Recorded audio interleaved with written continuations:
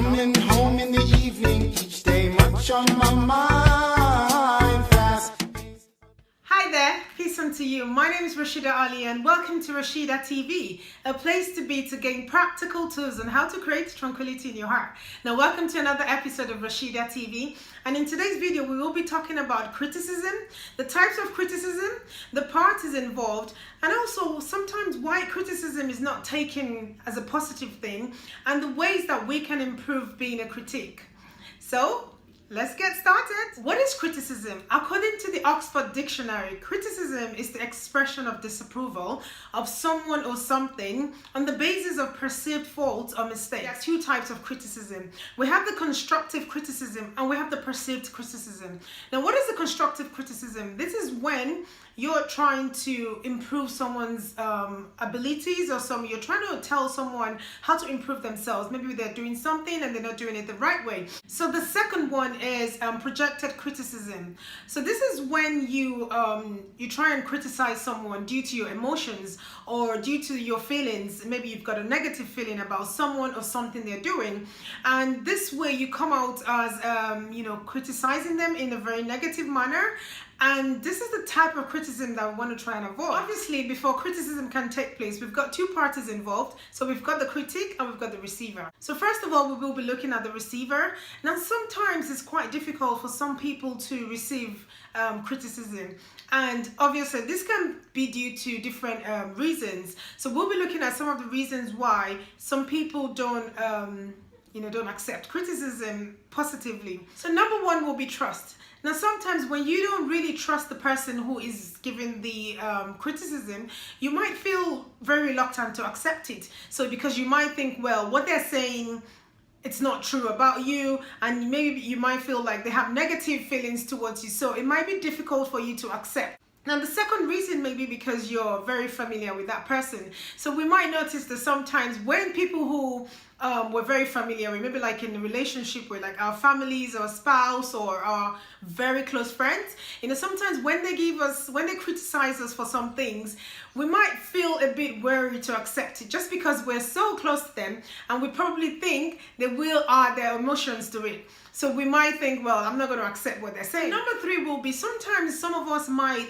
need to actually take some time to be able to accept any criticism we're given. So probably on the spot, we might not be able to accept it. So if someone is trying to criticize you on something, if you're the person that you know that you need time to think about it, if you want to accept it or not, then the best thing to do is to always tell that person, let them know that this is the kind of person I am. If you want to criticize me on something, you need to give me some time to actually go and assimilate what you're telling me. Try and see if it's something that I believe in or something I want to accept. So that way you wouldn't come across as being defensive or you don't want to accept whatever criticism you're given. The next one will be someone who is not used to people criticizing them. So you probably might be you've always been in a leadership position and you don't really have people that always tell you, well, you're wrong, or maybe you can do something better. So this way you might come across as not accepting criticism in a very good way. So the best thing to do is to always try and always remember that we're not perfect, and it's always nice when you get people to tell you how you can do things better. So as a leader or as someone who is not used to criticism, a very good thing you can do is to always ask for it before you even receive it. So maybe sometimes, I don't know, probably monthly, weekly, or however you want to do it, ask the people that are working with you or the people you're managing, ask them can I have some feedback, or how best can I do things? How can I serve you better? As a receiver of criticism, a very important thing to do is to always identify and manage whatever emotions that comes with receiving criticism. So once you can identify it and then you can manage it, you will be able to accept it easily. Now let's look at the giver, the critic. So as someone who gives feedback, it's really important that we go through some steps in order for to make it easier for the person who is receiving the criticism. So number one will be to always try not to focus on criticizing people on everything you see. So we, as the giver of the feedback, you need to be able to understand that it's not everything you need to pick on. You need to be able to overlook some things. So you don't want to be someone who picks on everything you see, because that way people wouldn't take you serious. Then they're just going to be like, oh, there she goes again.